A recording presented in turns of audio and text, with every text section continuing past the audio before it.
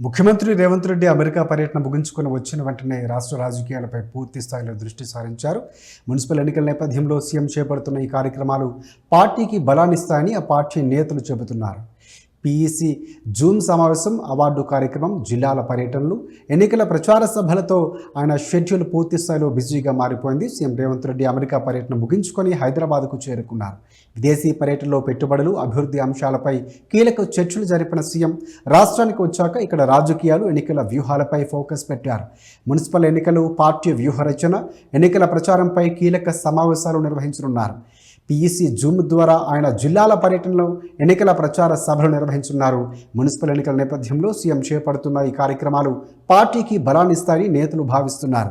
ఈ సమావేశంలో మున్సిపల్ ఎన్నికలపై విస్తృతంగా చర్చించనున్నారు.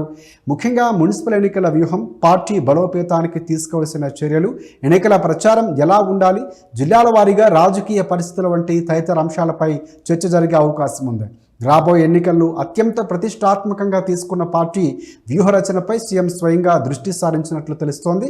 స్థానిక ఎన్నికల్లో గెలిపే లక్ష్యంగా కాంగ్రెస్ పార్టీ వ్యూహాలు రచిస్తోంది. ఎన్నికల ప్రచారంలో స్వయంగా పాల్గొని ప్రజల్లోకి వెళ్లేందుకు సిద్ధమవుతున్నట్లు పార్టీ నేతలు చెబుతున్నారు.